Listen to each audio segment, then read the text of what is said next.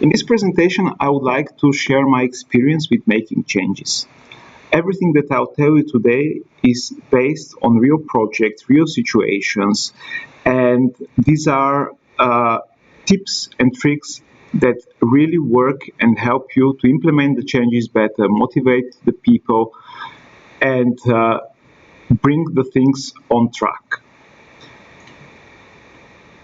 What I'm going to tell you is a methodology of making changes. So everything that we will discuss today are steps that most of you will use one way or another in your daily activities. But the secret here is to make this consistently and organized. So we'll start with discussing how to justify changes and identify the impact of the changes. Then we'll talk about the resistance and the issues you may have when you want to implement changes, why people object on them, how you can help them to accept them better, how you can motivate them.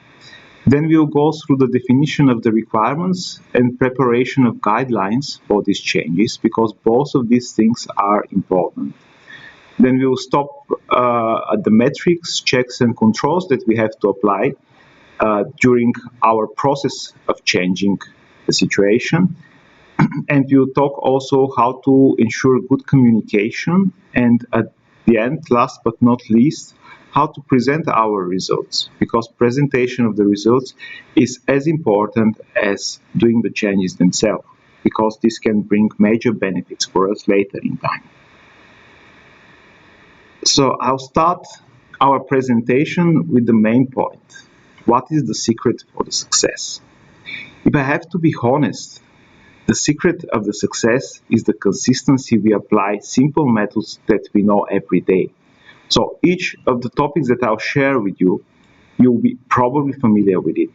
And one way or another, you'll be using it in your daily activities. But the biggest secret here is to apply this in a systematical and consistent way. And if possible, to do it on a small steps every day than trying to make a big jump from one point of time to another. Because then if we try to jump big, we have much bigger chances for failure. And here we will talk about different points. So we'll start with the identification of the areas for improvement, the actions that we have to take, providing support and know-how, measuring results and enforcing changes if the results are not on track, or if we are late, or we have deviations. In the next slides, in the following 1 hour, I'll focus on these topics and we'll try to give you good tips and good ideas how you can use all these things. So let's start with the change itself. Before we make any change, we have to ask one very important question: how this change will make things better. If our change will not bring improvement or value for the people that are involved or for our organization, we should really ask ourselves, do we really want to go with this change? Is there a better way to achieve our goals? And is it worth to implement the change? Because sometimes the change may bring value, but if the effort to implement this change is much bigger than the value it will bring, then most probably we should consider another option. And here, apart from that, we should also ask ourselves what we want to achieve. And in some special situations, we may have to ask what we can lose if we don't change. Because sometimes from the change, maybe there will be not obvious benefit or value, but if we don't do the change, we may lose a lot. And a good example that I have seen in a few presentations in BMW are the safe driving cars. So there we are investing a lot of money and effort to develop self-driving cars. We're still not sure what will be the exact amount of the benefits we'll get there. Sure, there will be some. But on the other side, we are very sure that if we don't do it now, later will be too late. And 5 or 10 years later, we may be out of business if we don't succeed in this area. So that's another thing that we have to consider, what we can lose if we don't make the change. So once you can answer one of these two questions and you have a clear benefit of making the change, you can proceed with the change itself and decide what would you like to change exactly. So you have a clear goal. Okay, we want to start our journey, come from point A to point B. The question is how we want to do it and what we want to change exactly.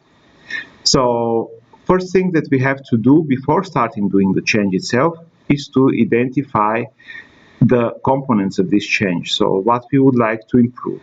Are these problems that we want to solve? Are these the needs that we want to satisfy for our customers or our organization? Do we need some improvements or optimizations of our processes? And there are many things that will fall in the scope of your change, but not all of them have to be implemented from the very beginning, and even not all of them have to be implemented at all. So we have to, when we want to make a change, the best way to do the change is to start with the quick wins or the low-hanging fruits. So this will be changes that inside our change, normally it's not a monolith change, so you can break it in smaller changes in time in order to leverage between the efforts and the time and so on. So here, the best way to start is with the quick wins, and these are the topics or the changes that will bring the biggest benefit and have the highest impact with the possible lower effort. And this has a major advantage when we start with them, because then we can justify and really show that things are worse. And then once people are motivated and they know that our change brings benefits, they can focus on lower priority tasks that are not so interesting or have less impact, but we are already on track and we have a major advantage already. And the lower priority tasks we should leave at the end. Some of them may also be skipped if we don't have the time or we see it's not worth. After we defined our targets and what we want to achieve, we have to decide and analyze what will be the impact of the changes we are doing. First thing we have to think about is what exactly is going to be changed. And when we know what things we are going to change, we will have to see who is affected by these changes, how these changes will affect them. Are there any issues we may have? Are there challenges? Can we do something to make our changes easier and more efficient? So these are all the questions that we have to answer in the very beginning to avoid surprises during the process of changes. And when we do this kind of analysis, something that helps very much is to know some general and common points of resistance and why people oppose changes. And the first and major reason why people may challenge your changes is because they put us out of the comfort zone. So every change that requires new knowledge, have a higher effort, can bring the people out of the comfort zone. And we are people, that's nature. So once we have to do something that is not typical for us, we first ask why. And then we have to be able to provide an answer that satisfies the expectations of the people. Sometimes changes usually require new skills. This has a learning curve and takes time, takes effort. And people may be afraid of failure. That's completely okay and natural. And if we don't give them a good reason for going with the change, we don't make the benefits and the value really clear, then there will be questions. Why we have to change? Why I have to do it now? Is it really worse? But on the other hand, if we address these questions properly, we will have a smooth time with our changes. And of course, we have to consider also the factors that can help us to make the changes easier. If we can give for the people a clear reason why the change should be made, what are the benefits, what are the wins for them, how this will make their life easier, there is a good chance that 90% of them will go ahead without asking you any questions.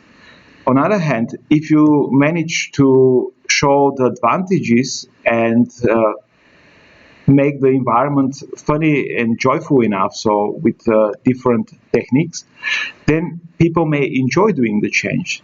If you manage to motivate them properly, and even better in some situations, create love and passion for these changes, then surely you will get even more than you expected. Because when people do the things with passion and motivation, they may exceed your expectation and bring even more on the table than what you asked for.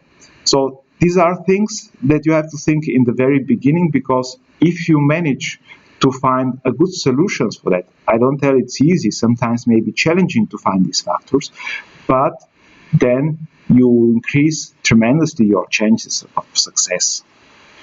So once you manage to answer these questions, you have to focus on your requirements. It's very easy to tell, okay, we are starting our journey, it will take a couple of months, and we have to start from our location and reach the desired destination. But if we don't give the people the exact planning where they should be every day or every week, what is the way, and the tiled map, there is a good chance that many of them will take the wrong way, and some of them will not even arrive in the destination.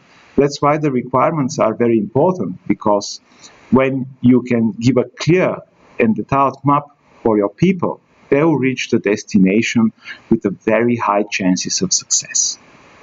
And when you define your requirements, you have to start with answering the big question, why we need it. Because this will be the first question you will probably get when you introduce your change. And you have to be ready to provide a credible and good answer for it. Then, once you have this answer, you have to define your goals. What we want to achieve. Do we want to improve performance? Do we want to decrease our cost?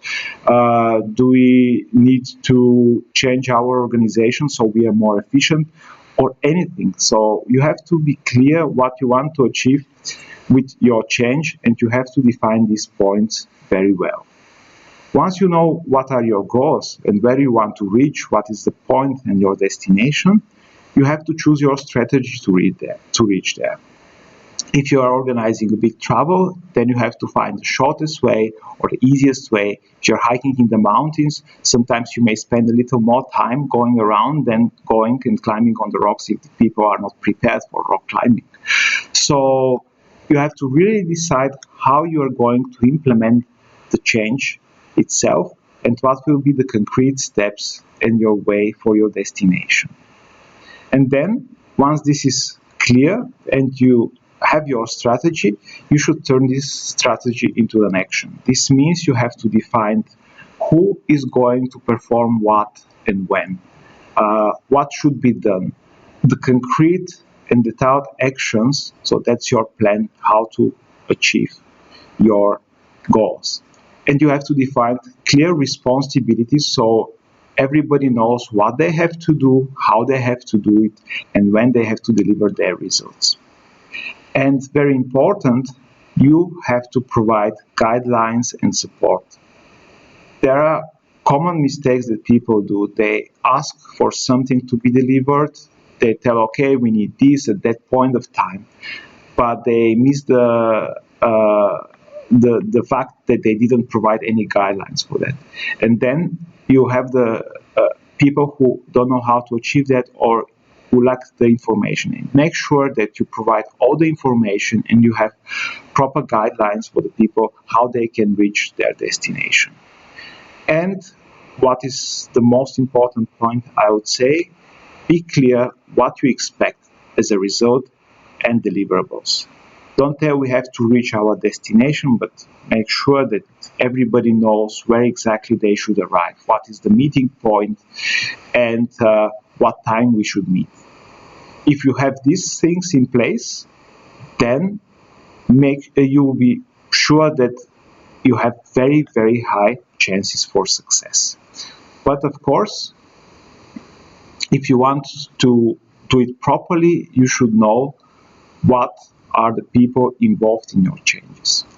So You have to decide, are these your customers? Are these the managers? Are these your colleagues?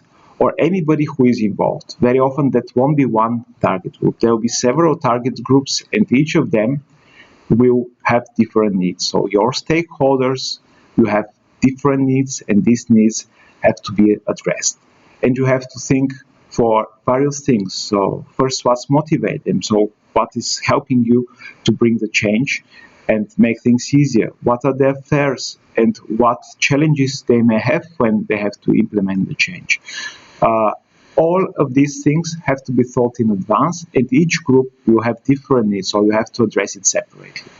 Once you know this information and you know your stakeholders and the people you are dealing with, you'll be able to take the proper measures to ensure that each of them has everything they need to accomplish your goals and their goals and targets.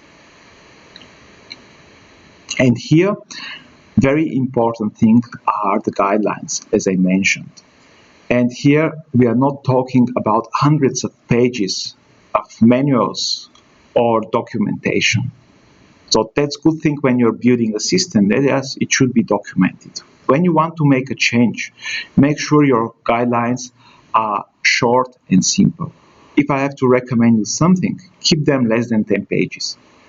I know it's hard, but you don't have to provide all the information there. You may provide reference to useful information and keep the guidelines short and simple. If you provide something that is less than 10 pages, I would guarantee for you that 99% of the people will read it, except the ones that are in holidays, maybe. So, other things that will help you, apart from the guidelines, are the checklists. And this checklist should be 1 or 2 pages with bullet points, what have to be achieved. So people can simply go in a few minutes through the checklist, see if all the deliverables or all the actions they had to do are done, and then deliver you the results. This is a simple way to check the deliverables before they arrive at your place. Will save you time and usually cost you minimal effort to create it. Once you have a few pages of guidelines, from them you can create a simple checklist, which will be usually less than a page. And what you have to do when you consider creating guidelines, do it properly, spend a little extra time, and make sure you make the life of the people easier. If you make their life harder and you don't justify it, they'll find a workaround. So if you keep the things simple and easy, this saves you time and efforts, and also a lot of time and efforts for the people that are involved. And very important, make sure that in your guidelines you also mention the values that you bring with your changes. Make sure you are bringing significant improvement with your changes, because this is a second chance for you to prove if your assumptions are correct. Once you start analyzing the topic and creating the guidelines, then you have another chance to go through the topics and see which of them are valuable, which of them are not worth, and maybe reconsider your targets or the things that you want to do in the beginning. One thing that is very important, so we have already guidelines, we managed to figure out how to motivate the people, so we are eventually already on track. Things are going. The question is, are we on time? Are we meeting our goals? If we have a long journey, most probably it will take a while. And every day people have to travel some distance. So then you don't want to go at the end point and wait for everybody to arrive. You want to make sure that everybody arrives every day at the right place. And if somebody gets lost, you help him to find the way. So for this you need metrics. So you have to measure your progress, you have to measure your quality, you have to measure your success at every point of time. And depending on your change, you have different metrics. So if you're doing technical changes, you may use your defects, the number of test cases, response times, and so on. If you're doing organizational changes, you have other metrics. So you see how people are involved, you measure their feedback, and so on. But always, no matter what change you make, you will have some metrics in place that you can use. And it's very important to identify the right metrics, because the metrics should be efficient and they should be measurable, the results. So here, very important is to implement not only the metrics, so you know, okay, what is the quality, but you have to have regular checks and controls of the activities, which means you have to define properly the responsibilities, so everybody knows what they have to deliver, when, with what kind of quality, what are the metrics you are going to use to measure this quality. You have to define concrete milestones and deadlines, because people tend to prioritize. If you have a long period of time where you have to deliver, and people have higher priority tasks, they will leave your task and your changes for a later point of time. And there is a good chance that they will rush at the end to deliver for you. So if you have a big change, you don't want to bring it as a monolith piece. You want to split it on a smaller pieces, smaller changes that have to be accomplished on a regular intervals. So at the end, you can check every day what's going on, check the deliverables, have multiple milestones and deadlines so people deliver each piece separately. This way you will be notified earlier on time if something is not on track, or if you have to adjust your strategy. It may happen that the estimations you did are not complete, or there are new challenges that are coming on the way. So you have to be able to adjust your strategy on time. And when we talk about measures and controls, you have to make them efficiently, and they should be, if possible, automated. Why this is necessary? If you have to check the results of some tasks, and the time that you spend for checking the result is comparable with the time the other person will take to implement this task, then your controls will be very inefficient, because you won't be able to check the progress on time. And the effort that you spend will be a lot. On the other hand, if you have efficient measures and metrics that can be checked for a short time, which means you take a few minutes to check if a task that takes hours or days to implement is correct, you have the chance to check everything for all the people that are delivering and make sure that that everything is in time. And you have to organize or ensure that you have some mechanisms for control. So if somebody goes accidentally in the wrong direction, or they don't know how to achieve something, or they need support, you have to be able to provide this and help them to go on the right way and reach the destination with all the others. So here it's very important to have also quality controls and mechanisms for enforcement, which means if something is not okay, you have to be able one way or another to change it. And when you implement all these measures, communications is very important. How you are going to address the topics, how you are going to support your people or provide them information is very, very important for their motivation, because there is a right way to do it and there is a wrong way to do it. And the right way is to keep the things positive, so have a positive attitude to the people, create a friendly atmosphere, set clear expectations so people know what you wait for, and provide regular feedback for them. So if you are asking the people how is it going regularly, there is a good chance that you know what is the situation and they'll give you feedback.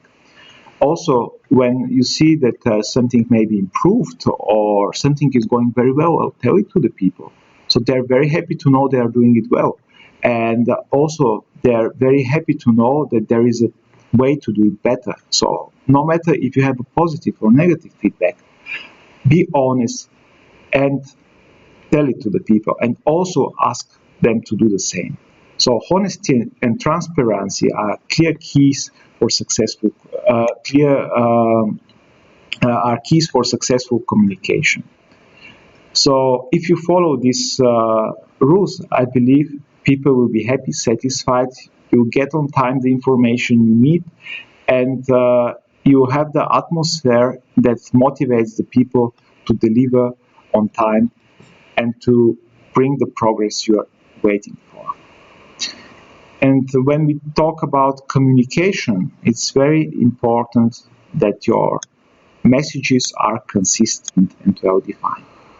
If today you tell one thing, we should go in this direction, tomorrow you should continue supporting this and tell, okay, let's go further in the same direction. If you are changing the directions every day, people will get confused, and that's not positive for your changes.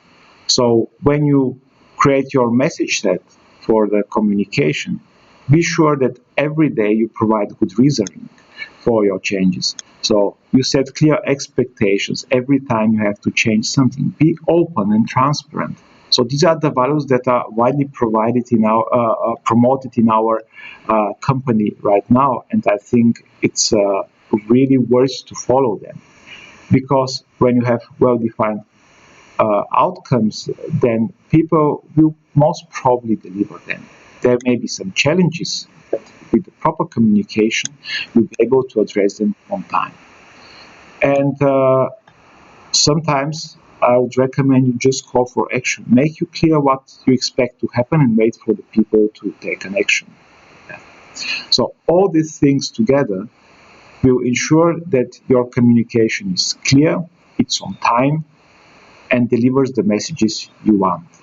Sometimes you have to consider the timing you're delivering your communication and make sure that people get regularly the information they need. A nice example that I like from our company is the new building that we are going to have near Italy and Thailand. So some time ago, they told us, okay, there will be a new building. So then message was like, okay, we have to move there. Then they provided information for us what will be the benefits, how this will solve problems that we have currently, how this building will make us be more efficient and help us to work better and to have proper meeting rooms, to have good places for meeting the colleagues. So they addressed a lot of concerns why this is going to be well, and this was communicated regularly on regular intervals. If there are challenges, they were also addressed. So we may have issues with the traffic. Yeah, so not everybody will come at 8:30 to the office. That's not a problem. Even better, you will be flexible to come later or earlier, depending on your needs. So there is an issue, and we are working even with the people and the companies in this area to solve this problem. So all these messages were delivered consistently on a regular intervals, and every time we had more and more information because you get feedback. Meanwhile, so when you provide one information, you may get feedback why this is good, what are the challenges, so you'll be able to address them. So clear communication, regular communication, proper communication in a good time really helps you. So once you implement all these things, you are almost at the end of your journey. And this means you probably succeed with your change, or you already succeeded with this change. Now, this is very good, but there is one major step that you have to achieve at the end, and this is presentation of your results. It's very good that you achieve something, but when you present it, you really make people aware what you achieved, what's the scale, how big are the benefits, and what major improvements you already brought. Not everybody will know about this, so make sure that you communicate this properly. If you had some challenges, then communicate your lessons learned. They'll help people to do it better next time. And it may happen that your changes will inspire people to make even bigger changes. So this may be the first step. You'll be surprised sometimes what will follow up when you present the results. If you make the people aware what you have done, what are the benefits from it, there will be new ideas coming. So this may lead to even bigger change with even greater benefits for your company, for your team, for your organization. So consider proper presentation and make sure that the measures you implemented are there and they are presented properly. So the best way is to compare what was in the past and what is now in the present after we implemented this change. Normally, if your change is properly defined and you were defining well the benefits in the very beginning, the measures will show a big difference, which means you have obvious improvement. So once you tell the people how things change and leave the numbers talking, they will realize what is the benefit, they may come with new ideas, and this will pave your way for future changes. What is very, very important here is to celebrate your success. Make sure that everybody who was involved in the changes is prized for that. So they should be proud of what they did, and this will be their motivation for the next change you make, because our environments, our companies are changing constantly. So this won't be the only change. There will be many on your way, and you have to make sure that people are happy with that. So every success has to be celebrated, and have to be celebrated properly. That's everything that I wanted to tell you about the methodology and the secrets for making the changes successfully. Now I'll give you a good example how we did this in one of our data warehousing project in the past. So this was a huge data warehousing project, probably one of the biggest in Europe. It was for a major international bank. There we had to process hundreds of gigabytes of data every day. So we had around 70 source systems, and every source system was processed by separate package who had different number of inputs, sometimes up to 10, 15, 20 inputs for each of these source systems. So you can imagine the complexity and the dependencies we had when between the different processings. And this was a major challenge. And of course, we had issues there. So at the time I joined the project, we had to address issues with the performance and with the quality. And these were not minor issues. We had to implement a big change in the way we are developing the system in order to achieve our goals. So it was a major challenge that would require changes in the people's mindset and the way they work. So we had to do the change. That was clear. With the current performance, we wouldn't be able to go to production because normally everything had to run overnight, which means in more or less 12 hours, we had to complete everything. And the whole process was running for days at the moment. So you can imagine the optimizations we had to do there. So it was very easy to justify the change. So why the change is necessary? We had problems with the quality, we had problems with the stability. There were often aborts that were interrupting the process. We had to restart the processes, and this was making the time even longer. So we needed really major improvement. So this was our justification of the changes. Then we had to decide what we want to really achieve. So apart from optimizations of the performance and the quality, we figure out that during the analysis, we noticed that there are many common mistakes that people do that are the reasons for this performance and quality problems. So we had to address these common mistakes and encourage people to do the things a better way in the future. So in order to achieve that, we had to pick probably the low-hanging fruits and start with them. We had the 70 packages in place.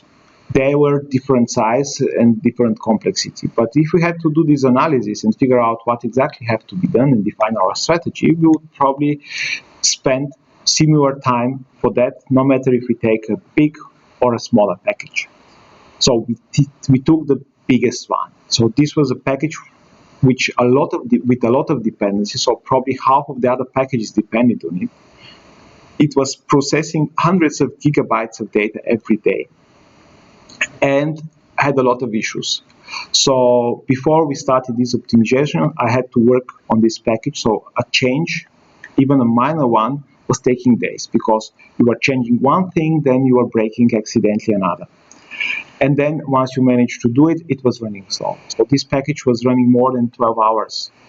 And this was after optimizations done already by my colleagues. So you can imagine that this is the whole time the whole system should run, and this was a single package. So it was really a good example. If we manage to solve the problem there, we would easily encourage the people to do this for the others. So the first change we did it locally in a small team where we analyzed this huge package and figured out what had to be changed. And during this analysis, we managed to identify properly the impact. So we had to find a way to make the people their work more efficiently and with a higher quality. So this required our developers to change the way they work. In addition to that, we had to change their mindset. Until now, they were focused on delivery of the results on time. They were not paying so much attention on the quality or on the performance because the target was to implement the changes and see what are the results. From this point of time, we had to focus on the quality, we had to focus on the performance and still deliver the changes on time.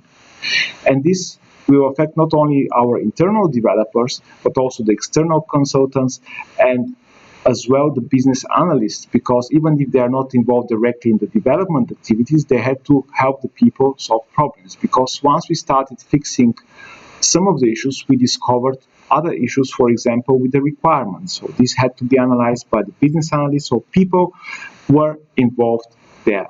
And of course, these changes required a learning curve because people had to adopt new techniques and they had to spend initial much higher effort in order to reach the goals because this had to be applied to all the packages we had in the project. So you can imagine that they had to learn a lot, they had to spend a lot of time, and we had to present for them clear benefits from that, otherwise people won't follow.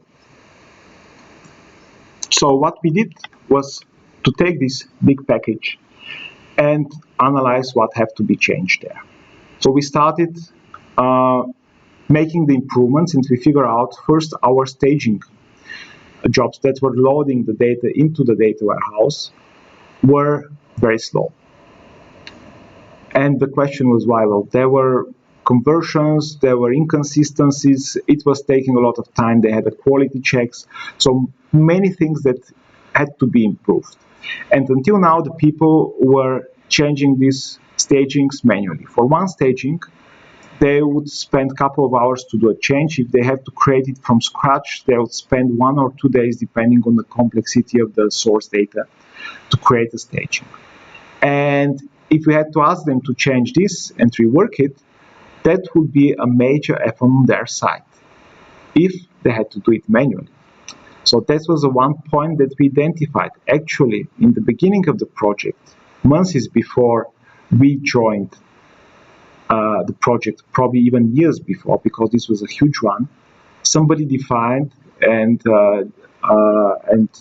designed an automated state generator, which was actually something very, very useful as we figured out. But unfortunately, it was not working, so nobody was using it. So we spent a little time to make it working. So we set up the configurations, created everything that was missing, changed it so it was workable, and then surprise, surprise. Instead of spending a day for creating the staging with the state generator, we could do it for half an hour. And that was a major benefit that we could communicate to the people. So instead of spending 1 or 2 days, boring work, honestly, to create a staging, they could do it for half an hour if we could tell them why, and if we could tell them how. So process was not simple. So we had to go through several steps in order to do this automatically and to use the automatic generator, but still it took half an hour. So we created the detailed guidelines. We created few PowerPoints with the steps they have to perform, plus a short Word document that is describing the process, and a checklist in addition to that.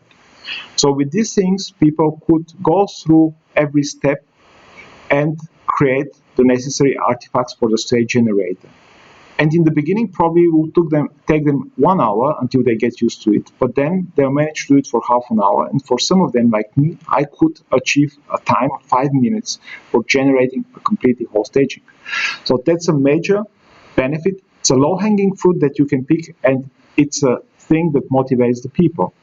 Apart from that, we had to optimize the transformations, which are actually processing the data into the database, and also the export jobs, which are taking care to bring this out of the data warehouse.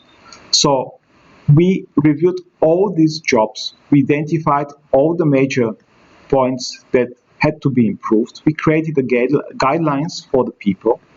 In the process, we took the opinion regularly. So we were regularly sharing with them what we want to do. We were collecting feedback, what would be the challenges. So all of this led to a simple set of guidelines.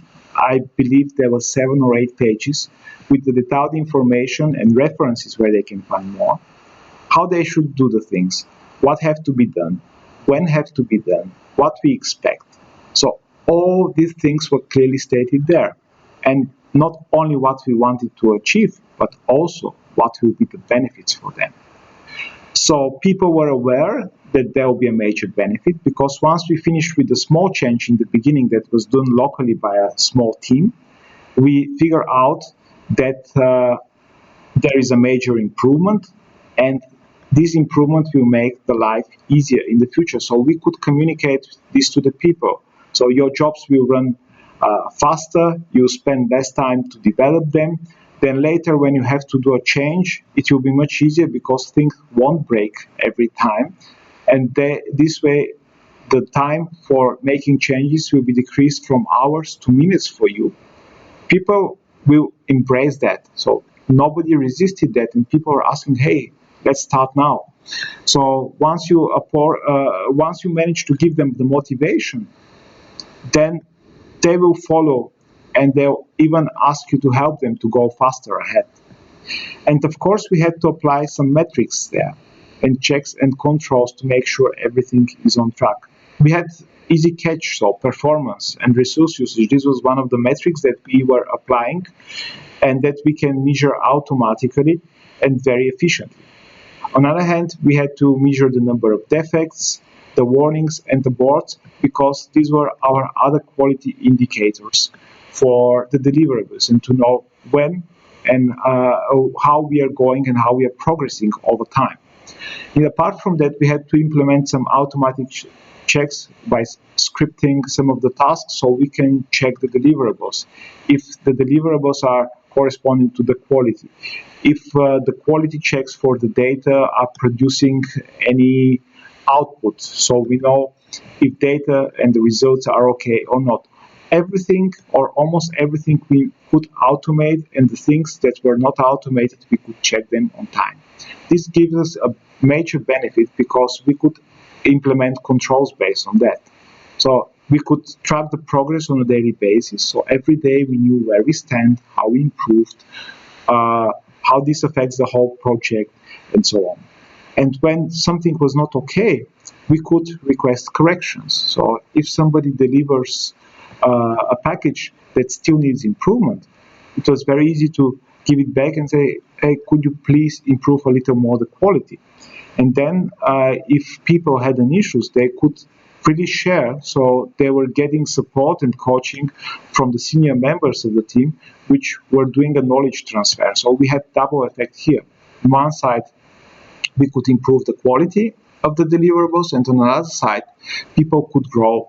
So they could improve their skills, they were better, and this was additional motivation because people tend to be emotional human beings. So when you help them to grow and to be better and to improve, this will come back to you one way or another. So they'll have high motivation, they'll deliver more, and they'll be more happy with the things that they achieved.